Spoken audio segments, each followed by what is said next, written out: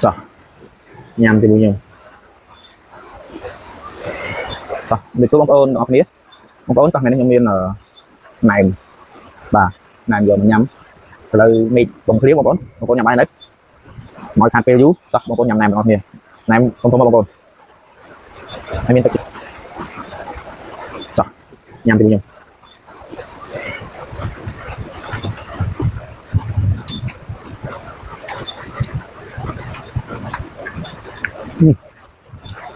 Kia là bóng ôn đấy.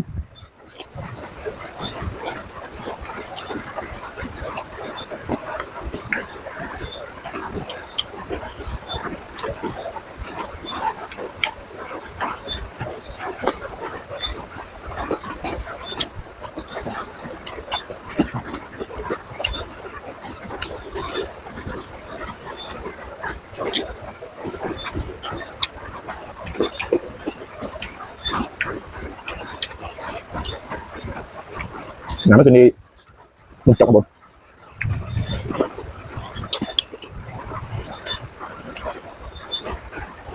không có mà bộ nữa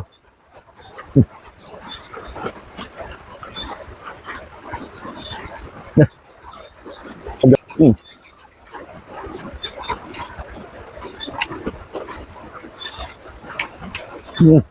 đúng không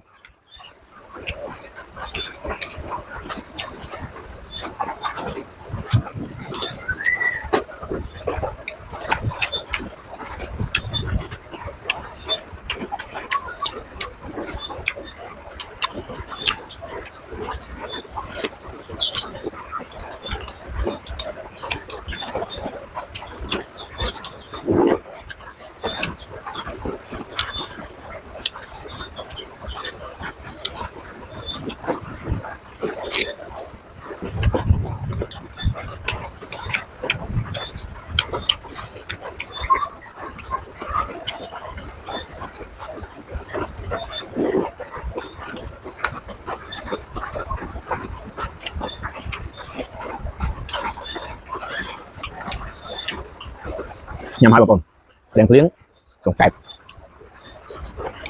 một bọn nào trồng kẹp bán tụi bà con không tinh từ có hi nhỉ tinh tổ chức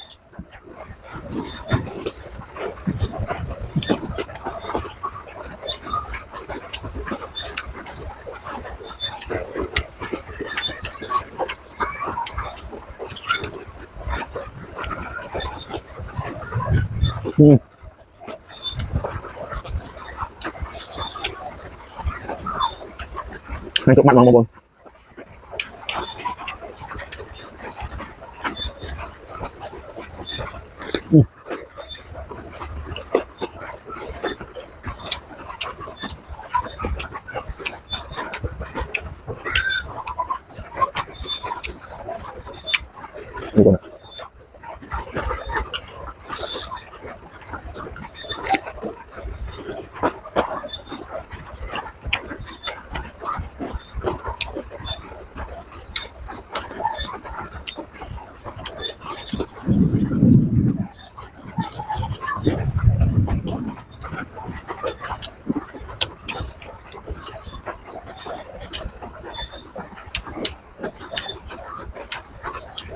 bảy chạy mà buồn bảy chạy mà tôi cho mà buồn bóng mà